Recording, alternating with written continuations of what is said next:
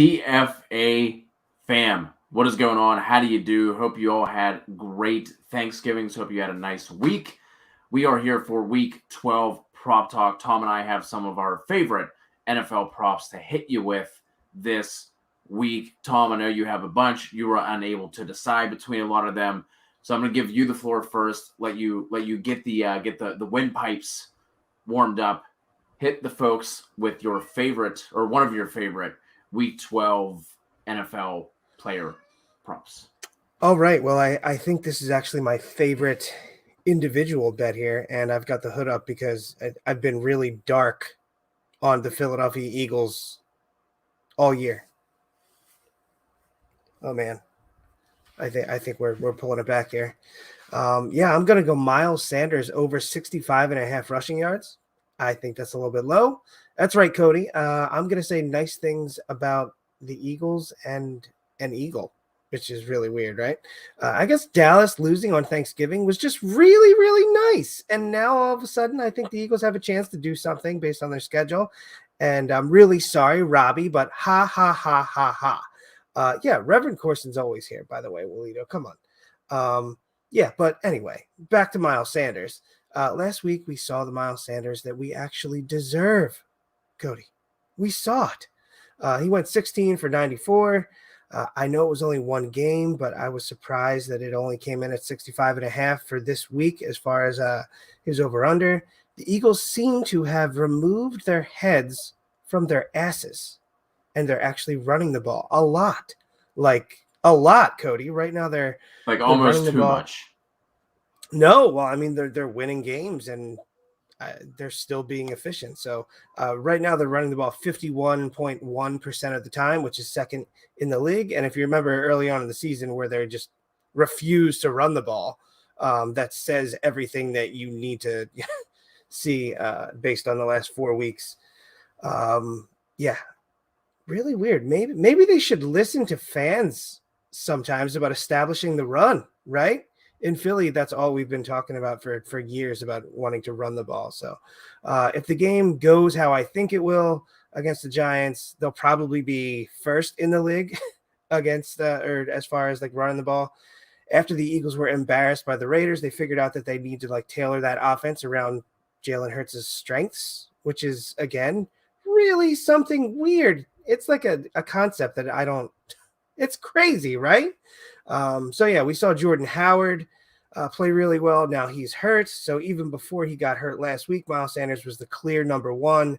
He should see the same or more opportunities than last week against the Giants team that's given up the 8th most rushing yards to running backs and the 8th worst yards per carry in the league. So I'm all in on Miles Sanders this week. Let's go, baby. Yeah, hopefully your rushing prop against the Giants worked out better than mine did last week when I took Fournette, because he was also in a smash spot. And, hey, whenever you're ahead by, more than one score, you have to have a 46-year-old quarterback just drop back 80 times a game. Right. I mean, it's the only thing that makes sense. It is the only thing that makes sense. But, hey, we're past that. It's Thanksgiving week. We are feeling nice. We are feeling thankful. Walito dropped one in here. Saquon over 54.5. I'm going to take the other part of the Saquon prop, and I'm going Saquon Barkley over 27.5 receiving yards.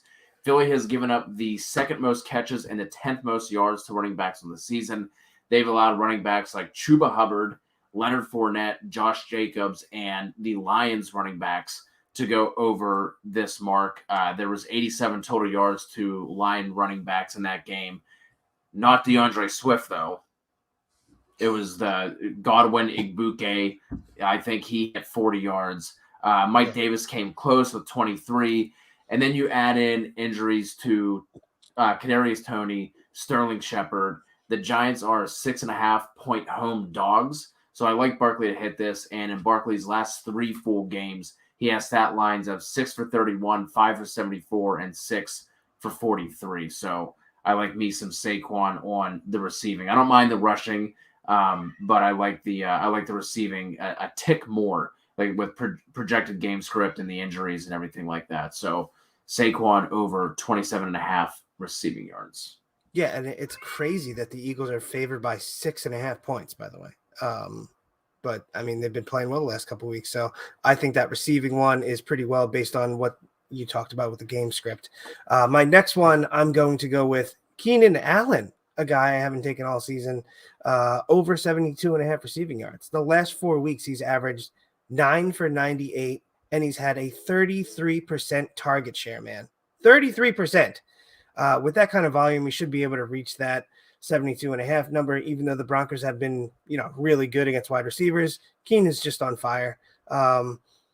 When you have studs, when they're playing like this, it doesn't necessarily matter what the matchup is sometimes. He's had about 56% of his snaps from the slot, so he's going to move around as always. And the slot has typically given the Broncos problems this year. Again, matchup isn't great, but I'm not scared with the way Keenan's been playing. So Keenan over 72.5 receiving yards, like it.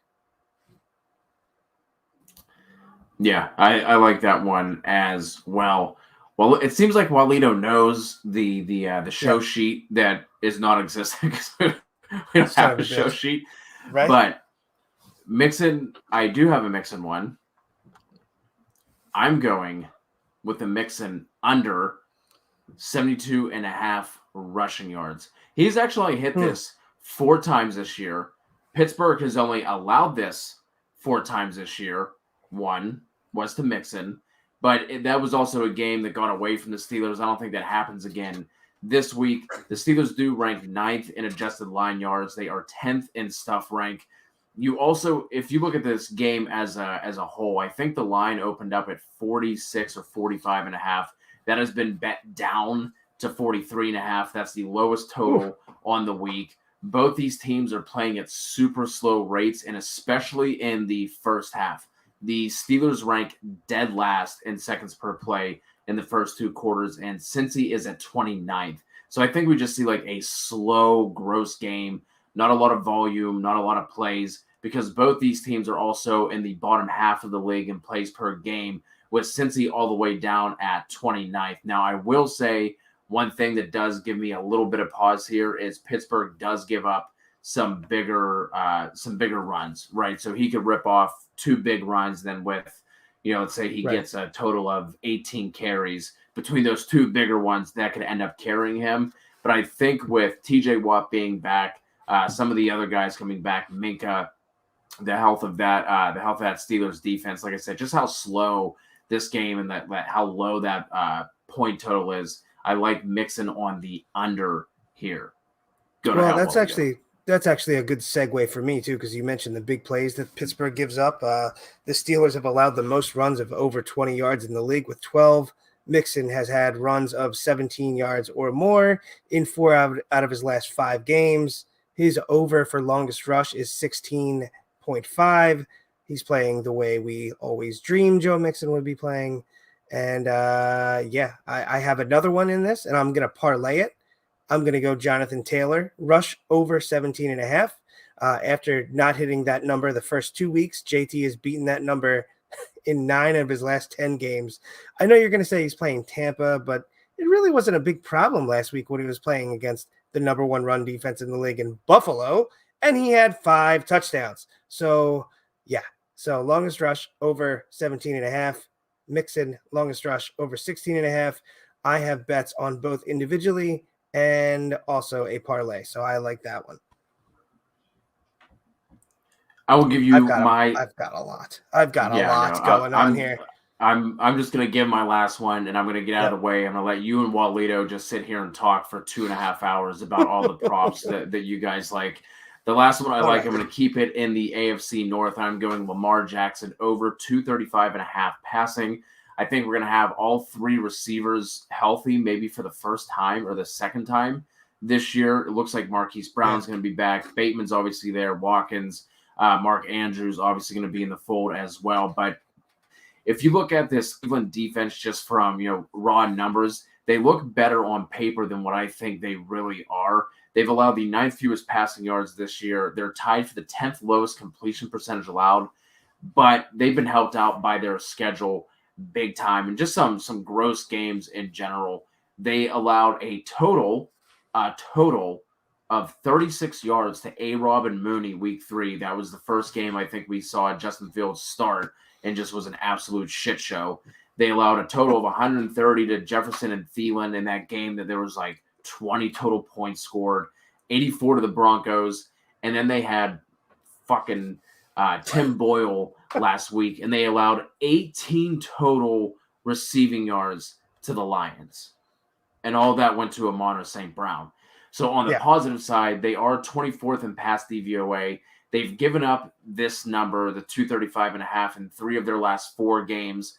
Lamar has hit this in 3 of his last 4 games as well. And there's only been 2 other games this year where he hasn't hit this. And one of those games was 235. So, like I said, everyone should be healthy. I like Lamar in this matchup to go over the 235.5. Yeah, I like Lamar this week quite a bit. I was actually wondering in one of my fantasy matchups, I have it's a 1 QB and whether or not to go Brady or Lamar. Basically, it's been Brady as an auto start all season, but it's a lot closer. So yeah, no, I like that one a lot. So I'm going to move back to a guy that I talked about earlier, Jonathan Taylor, and this is a parlay that I absolutely love. So this is going to be my parlay of the week. CMC and Jonathan Taylor to both score a touchdown. That's an anytime touchdown on DraftKings that comes in at plus 186. So I've been en fuego on the touchdowns lately. Cody, you know that. Even though I'm, the other props, I've been kind of like, one out of 3, about 50% the last couple of weeks. These touchdown bets are just hitting like crazy, whether it's a first touchdown or an anytime touchdown. So take the top 2 running backs in the game and just bet them to score a touchdown at any point in the game. I don't think I really need to talk too much about why you should do this one. Do I? I think maybe a little bit. It's necessary. Yeah, well, I'll talk a little bit about it. But so even though Tampa's allowed 3 rushing touchdowns all season, JT is at minus 200 to score a touchdown. That's insane. Okay. Colts are giving their best player opportunities to get in the end zone. And over to CMC, the Dolphins have allowed 7 rushing touchdowns against running backs and another 2 receiving. With Cam coming back, that offense has shifted big time, and it is really good for CMC. I think he might actually be more likely to get a receiving touchdown than a rushing touchdown, especially if they get in close to the goal line based on, past precedent with Cam. But a TD is a TD. So take both.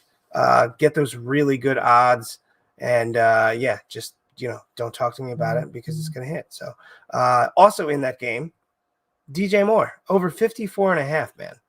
His over under is sitting at 54.5. That's insane based on the way he started the season, but he has been in such a rut the last few weeks. It's crazy. So last week with Cam, he saw 7 targets, caught 5 for 50. Against another weak passing defense, I think DJ picks it up this week and has his best game since week 4 when he went for 113 yards against Dallas. Miami has allowed the 3rd most receiving yards to wide receivers and also the most fantasy points against wide receivers in general. So DJ is the beneficiary this week, and I think he eats. What do you think about that, Code? I like that, and his receptions are only at 4.5 as well. So I like I like the over on his receptions. Yeah. All right. I got 2 more before we get to Walito's 17 million props. Jamar Chase, man.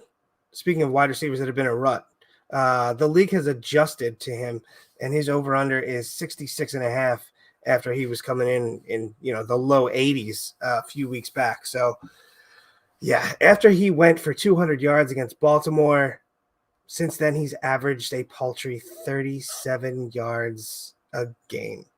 Yuck. In week 3 against Pittsburgh, he went 4 for 65 with 2 touchdowns.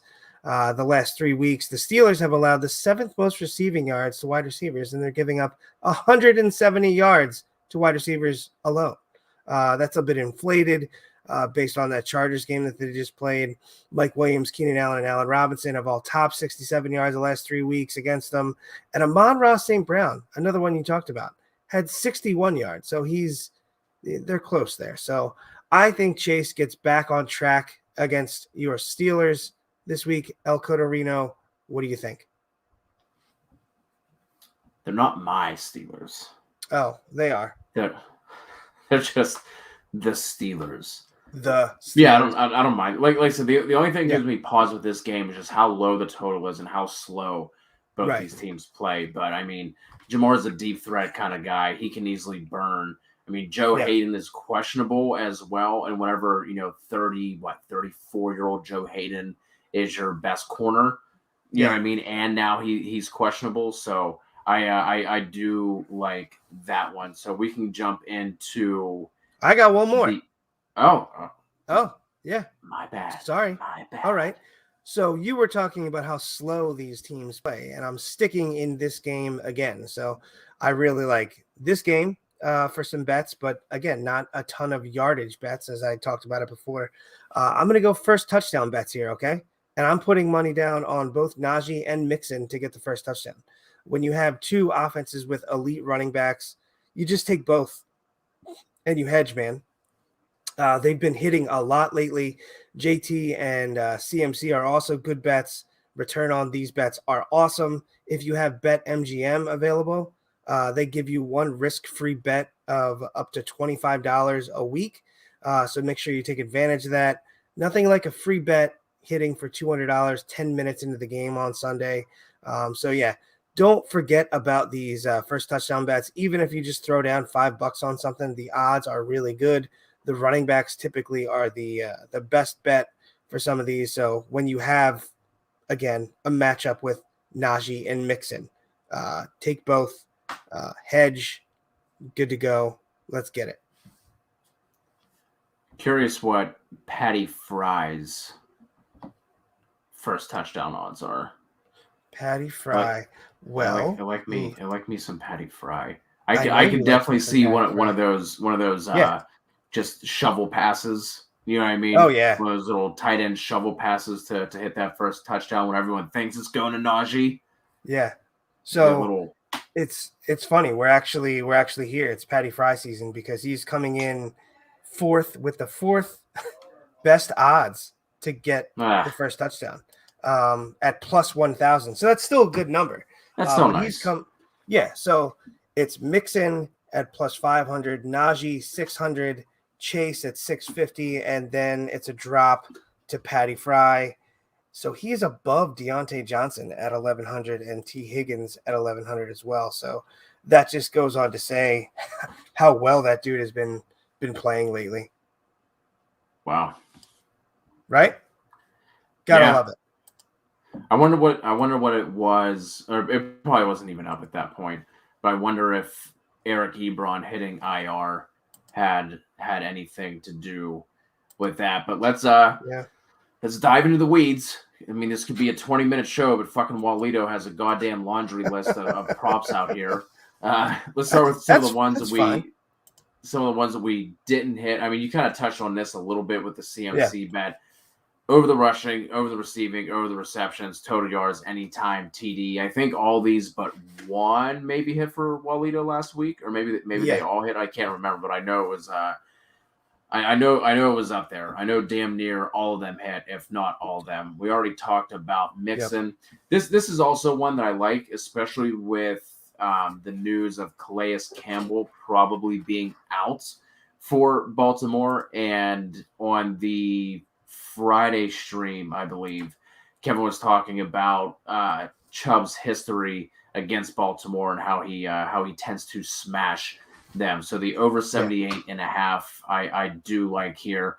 Just the thing you would worry about is if that game gets out of hand for Cleveland with how banged up basically everybody in that offense is. But I think it does help a lot, obviously, that I think Conklin, and at least Conklin is back on that offensive line, which is obviously a huge boost. I feel like they're either getting somebody back or somebody was on the injury report and they're not now. One of their starting offensive linemen. I can't the name is escaping me, but I do like 78.5. What do you think about that one? I like the yardage. I also like him to score a touchdown as well. I have another bet I put in, which is a little crazy, I think. Did it go through? It's like CMC to score a touchdown, Jonathan Taylor to score a touchdown, Chubb to score a touchdown, Mixon to score a touchdown. It's just really like crazy odds. So I'm going like heavy on the running backs, but I like Chubb to get a touchdown. I like that number at 78.5 as well.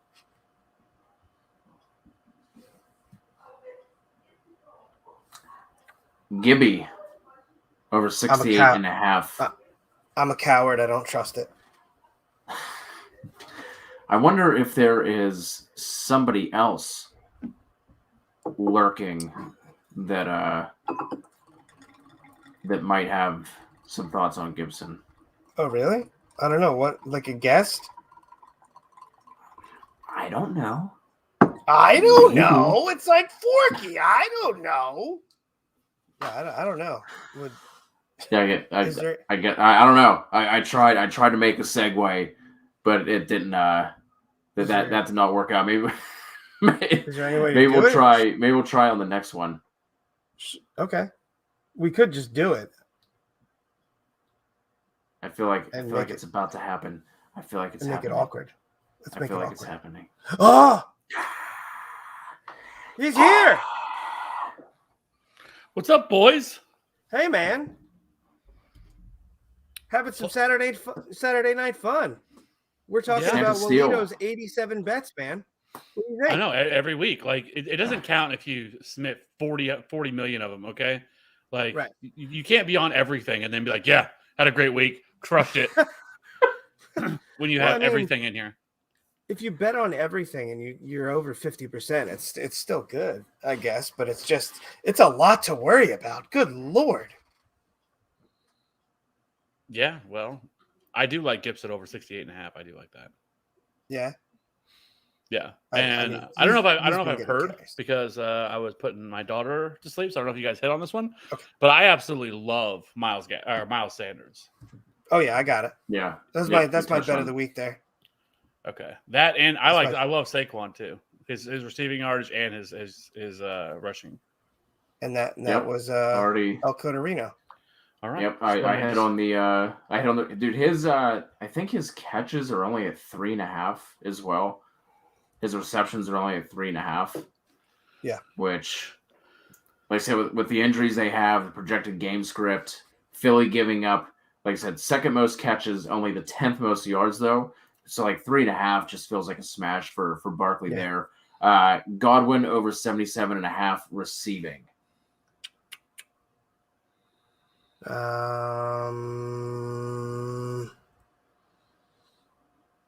Like I said, you have Tom Brady dropping back 73 times a fucking game, even whenever they're going up against soft ass run defenses like the Giants. Being ahead, they still have Tom Brady fucking dropping back and ruining my props.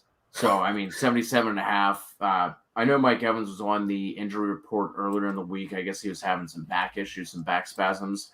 And I know that the Colts have generally been pretty bad in the slot all year. So yeah.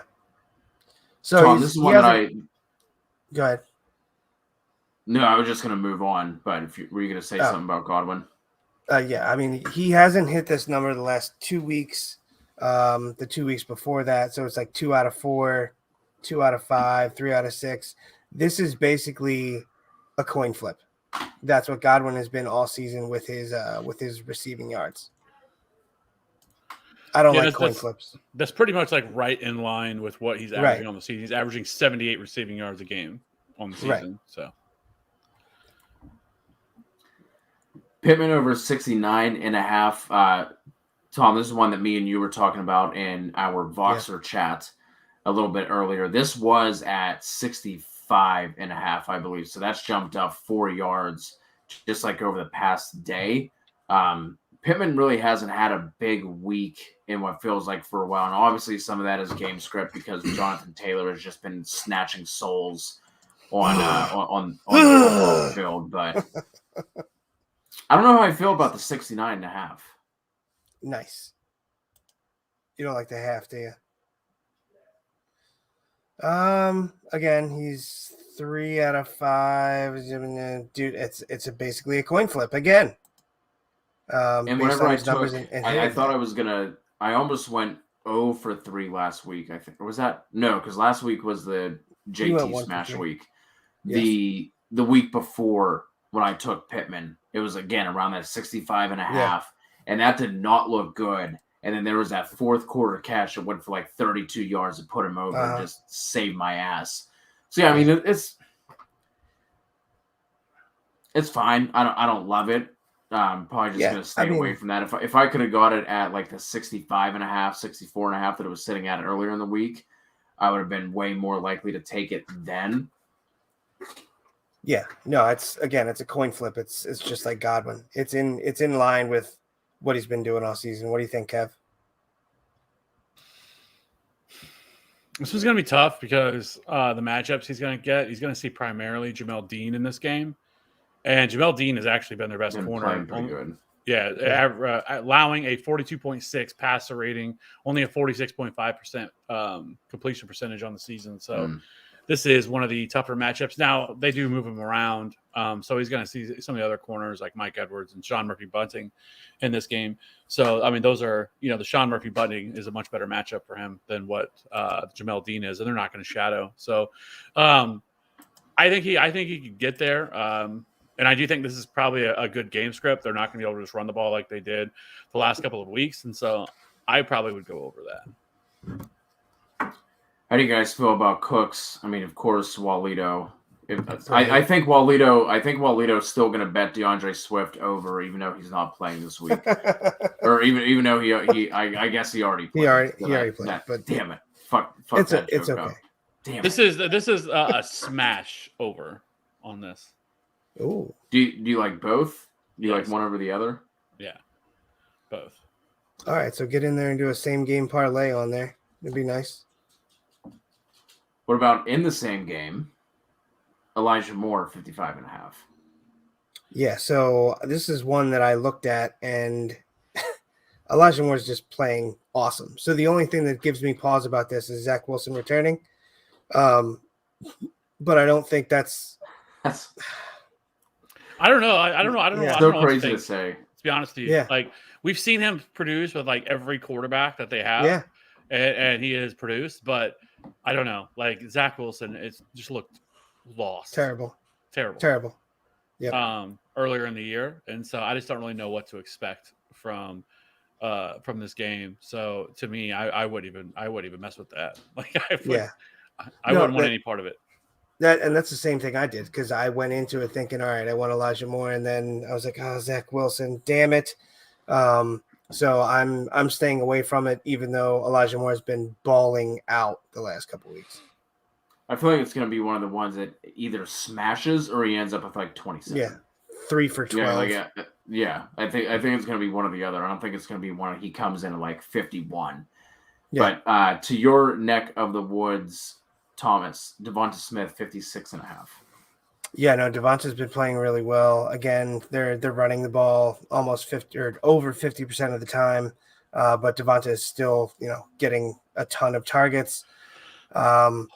Jalen Hurts has been playing better the last couple of weeks as far as throwing the ball, because he's got more time because they're running. So Devonta's been really efficient with longer catches. So I think he can hit this. I think he can hit that pretty easily. His longest catch, I think, is at 22 and a half as well. So I like that also. So Devonta is a good one. Tom, I'm going to come right back to you because you took the Jamar Chase over. What do you think about T. Higgins over 58 and a half? Yeah, I think they're going to be able to throw the ball against them again. I think we can see one of these receivers get, a 40-yard catch pretty early, and then that number's going to go down. So what do you think? I feel like it's going to be like one or the other, right? Like I don't see both of these receivers hitting their overs. So I'm with you, but the numbers are low enough at 58 and a half and 65 and a half where I think they could, and it's not even like they're smashing this week. They could wind up with 70 and 60 or something, and then they hit their over. So I'm with you. I don't think Higgins is going to have a fantastic week, but the 58 and a half is it's enticing. Kev, Deontay over 70.5. Walito stole it.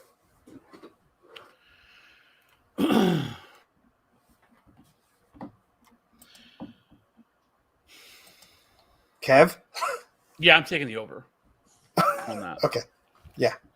It's just hard not to. The man sees so many damn targets, and so Right. I think he easily gets over that. Yeah, I mean, you can't ask me a Deontay question. Kyle Pitts over 60.5. Yeah, so if you look at a bunch of fantasy sites, they have him projected to absolutely smash this week. And then I went in and looked at the matchup, and they've been the Jags have been like weird against wide receiver tight ends. So, but he's the unicorn. So I will take that. It looks like the Jags are averaging 57.5 yards per game to tight ends. But like tight ends is one of the ones that like you can't really put too much into just because like there's 5 tight ends that we really give a shit about. You know what I mean? Right, but since Ridley went out, can you even say that he's a tight end? No, he hasn't been. He really hasn't been a tight end really all year. I'd be curious to know when, because he's been getting moved around. Like this is one of the off-season like coach speak, like it actually worked. Beat writer blurbs that worked out. Like we heard this back in fucking June that he was being moved all around the formation. They were putting him outside, putting him inside, putting him in motion, and slot and wide receiver and all. This is one of the ones that actually worked out, and we're seeing that happen with Pitts. Yeah, absolutely. I mean, he's had 198 snaps in the slot and 144 out wide. So 131 inline. So that's his lowest number playing as an inline tight end. So they actually are using him well. Crazy, right? They just have to be more efficient. Matt Ryan has to not suck.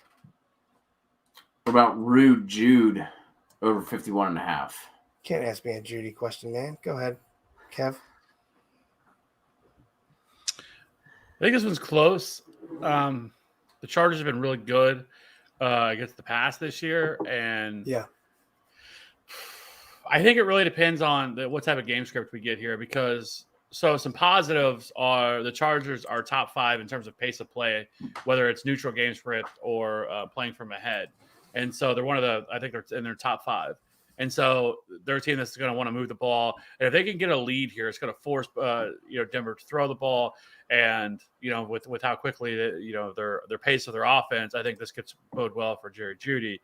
Where this goes sideways is if this turns into a much more closer, low scoring game, and they don't really have to push the pace as much, and then that would limit Jeudy a little bit because we've seen some ugly performances here. But I do think 51.5. I think you probably could go over, but it's not one that I absolutely love because you're going to need some things to go your way.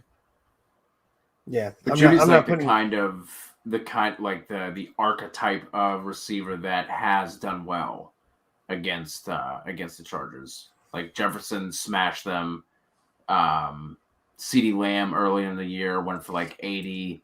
There was 2 other receiver, maybe just one other receiver who's fared fairly well. I can't remember. I know we talked about this before, Tom, but I can't remember who the other guy was. But it's kind of like in that same vein, that same kind of just like yards after the catch, good route runner, like that type of receiver has seemed to do okay against Chargers. McLaurin had 62. CeeDee Lamb had 81. Tyreek only had 56, but that's fine. And then Donovan Peoples-Jones, so that's not really applicable. Devonta had 116. That's probably who you're thinking about. Okay. And then Jefferson and Deontay smashed. So those good route runners are the ones that have been giving them problems. And Debo over 70.5. Watch out for the fucking rushing yards. Jesus. Last week, asshole. I don't even know what to say, man. That killed me. This is probably my favorite game on the entire slate. So the Vikings defense has been so bad this year, which has been conducive to what we've seen in shootouts, and the Vikings offense is good enough to hang with anybody, and so it's really caused. We've seen a lot of shootouts. We saw last week with the Green Bay game, and that game really flew under the radar. And this week is kind of the same thing with this game. And so I like both of these. The Jefferson one, 85.5 is quite a bit, but he's been getting there. And I just think this game shoots out. And so as long as that happens, there is some concern because these are both two teams that do want to run the football.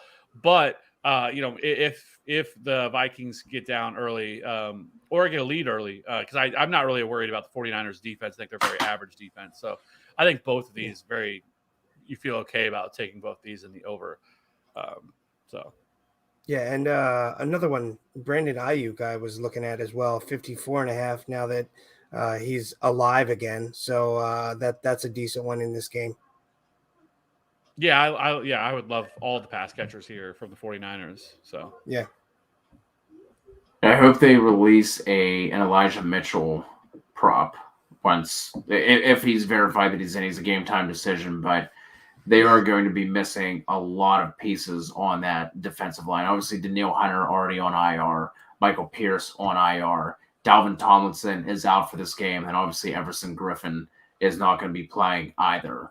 So hopefully an Elijah Mitchell prop comes in around like that high 60, low 70-ish range. I would think that's probably where it's going to be. Where it's going to be placed if they give him one. I'm going to be hitting the over on that. DJ Moore over the receptions, talked about that. Evans first TD at plus 850.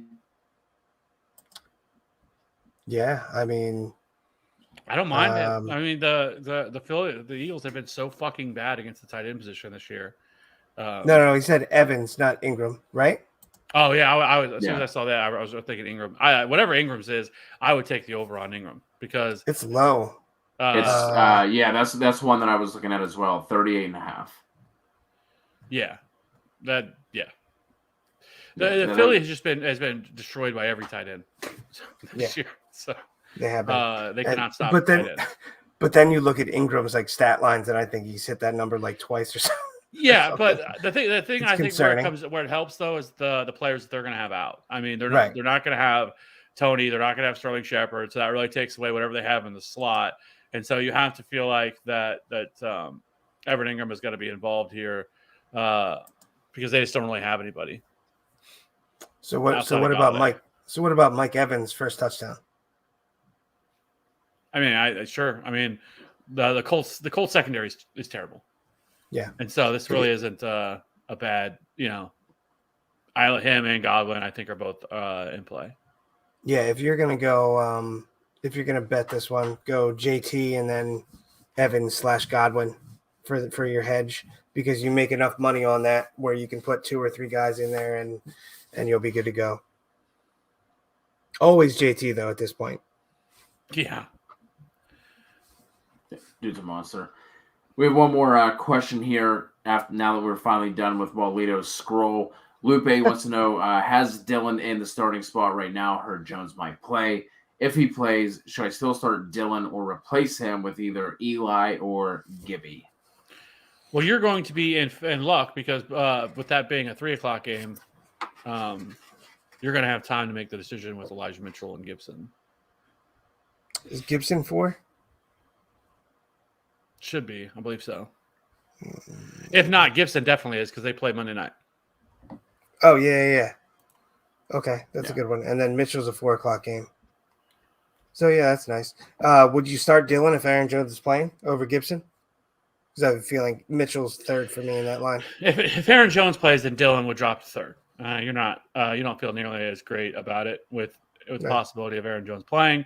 Which, like I said, you're in luck. You're not like somebody, you're not like 2 players that you have that they're going to be playing at noon that you're going to not really have the luxury of making a decision on. So, if with all being said, let's say Aaron Jones plays, and for me, I would rank this Gibson, Mitchell, then Dylan.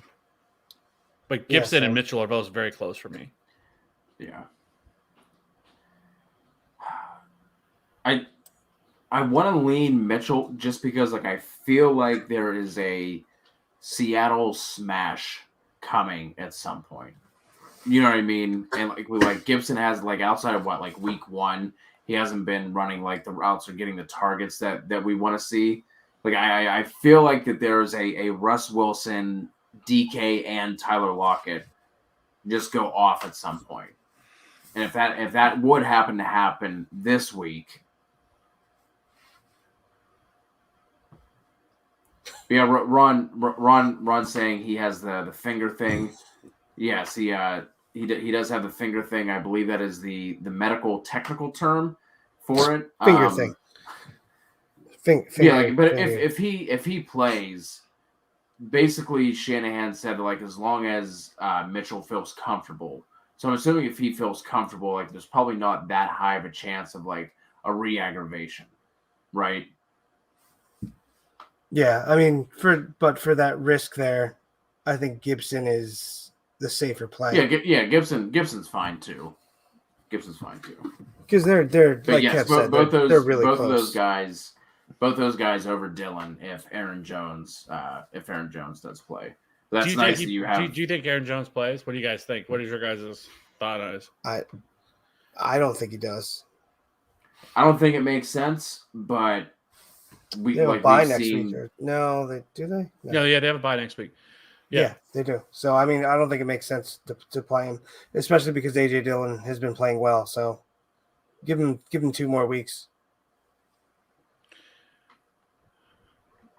Yeah, I mean, Green Bay has been they're such a cautious team when it comes to injuries, but it's surprising to me that he's practiced this entire week.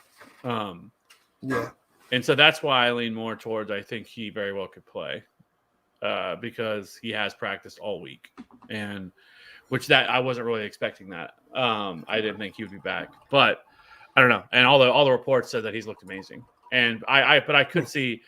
For this, I could see where maybe the Packers are feeling like, man, if they lose this game, this is really going to hurt their chances for home field advantage. And home field advantage for the Packers is huge. Big. Yeah, with the cold weather and everything else. Especially with Tampa. Yeah, and you're going to lose grip on that if you lose this game. That's another tiebreaker you would lose to the Rams. So that's where I could see them saying, you know what, fuck it, let's play Aaron Jones. Yeah. AO has a couple questions here. Russ or Burrow? This is going to be Russ Wilson for myself. Same. And then Ty Johnson or Stevenson? Ty Johnson. Ty.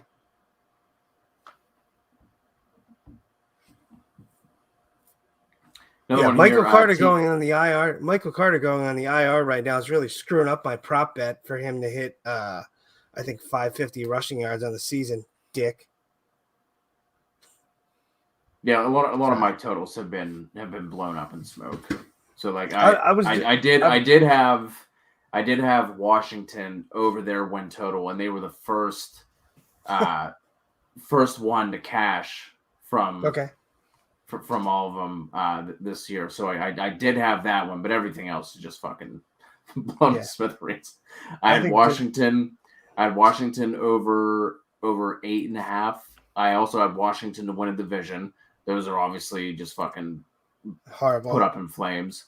Chubb over 1,300 rushing yards, like still has a chance, but he's going to need to crush the rest of the way out. And then I had Kyler Murray over 4,100 passing yards, and that would look good up until he's been injured. So like next year, Tom, if I start telling you about all these props that I like for a season long, just stop me. Say, remember when we were talking week 12 and you said you hated it? Don't let me do it. Or just don't tell you anything and just go and smash the unders on everything that he says that he's going to. Dude, unders on season long are I think that's the way to go because of the injuries. There is an under that I will hit.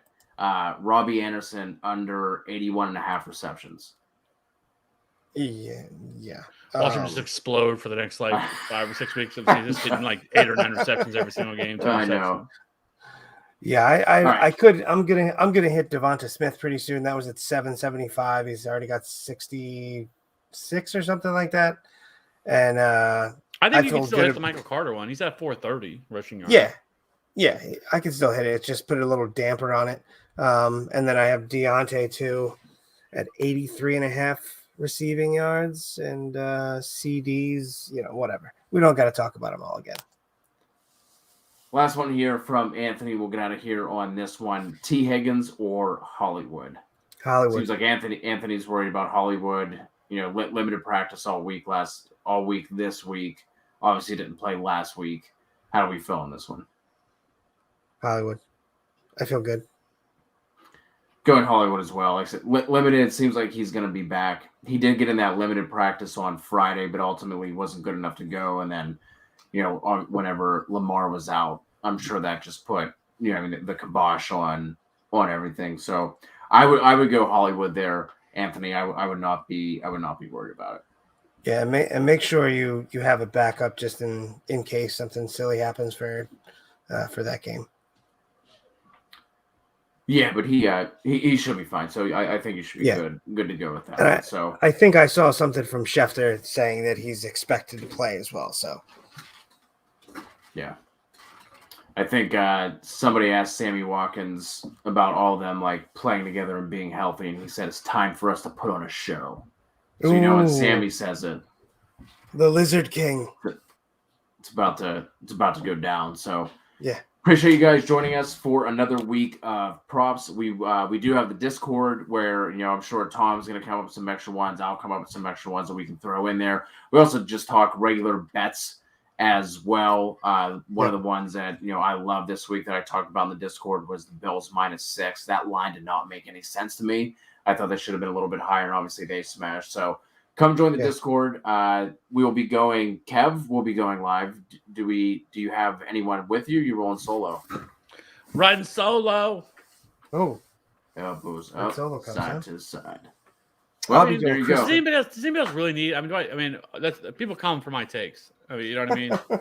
So, I mean, yeah, I'll be putting Christmas lights up in the morning. So, Merry Christmas. And I'll be driving back to Pennsylvania. Oh, that sounds horrible. What are you doing? Wife has some client and work things that she has to come up for. So, all right. Are you still sad about Penn State losing today? No, I saw that coming a mile away. Whenever the line flipped, and everyone was like, all of a sudden, Penn State entered as like slight dogs. I think they were like 1.5, 2.5 point dogs when that line opened up, and then it flipped all the way to them being favored by like 4.5. I saw that coming a mile away. That is just a standard, typical Penn State thing to do. I didn't have high hopes for the season anyway. So the fact that we were up to I think 9th in the nation at one point before everything crumbled, like that was nice. That was nice. I'm just happy it's looking like Ohio State's not going to be in the playoffs this year. That's why I'm just happy about that. Yeah, that was a great game. That Michigan Ohio State game today. That was a good game. Yeah. No, it wasn't because no, it wasn't. No, it wasn't. And Garrett Wilson, by the way. Kev, I don't know if you've been Debbie Keving wide receivers yet, or if you're still on running backs, but Garrett Wilson is like Stephon Diggs, like 2.0 mini. Oh, he's so good. I can't wait till we get into Dynasty rookie season and the NFL draft and everything. Anyway, let's answer Glock Guy's question. We will get out of here on this one. Join the Discord if you have any other questions. We will answer you in there. But Heineke, Garoppolo, Wentz, Tyrod, who we got here for Glock Guy? I'm going to go Jimmy G here.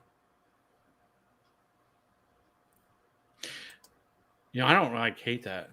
Like, yeah. Well, normally that might be the nicest thing that Kev has ever said to Tom. Well, I'm just saying, like, I don't mind it. I mean, the weapons are great. Like I said, I absolutely love this game. I love this game environment, and so I think that he's in the conversation. But I like literally all these guys this week. I think all these guys are viable streaming options. But I would probably rank it Wentz, Garoppolo, Tyrod, then Heineke. But they're all really close. Yeah, Wentz would be second for me, but they're close. I just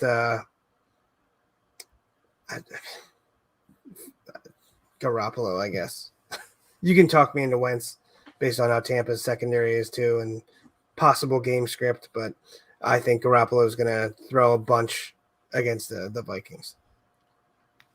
I think he's probably like your safest option as well, right? Yeah, because Wentz could put up 5. Yeah, and Heineke can implode, and I mean, let's be honest, Tyrod Taylor's Tyrod Taylor. So Turd Taylor. Tyrod. Turd. There you have it. Glock guy. Got all your questions. The solo show with Kevin tomorrow morning to answer all of your start sits. We will be in the Discord as well. I will try to answer as long as I am not driving. I'm not allowed to drive through the state of Virginia. But that is a story for another time. So maybe you'll catch me. Maybe you'll catch me going. What? So what are you doing? Going through West Virginia? Wife drives. What did you do? What did you do? Story. I'm also not allowed 500 feet within schools either. They also don't let me around any fire trucks, oddly enough. Anyway, hit the Discord, join Kevin tomorrow, give him some company, give him all your questions, and we'll talk to you all soon. Good luck in week 12.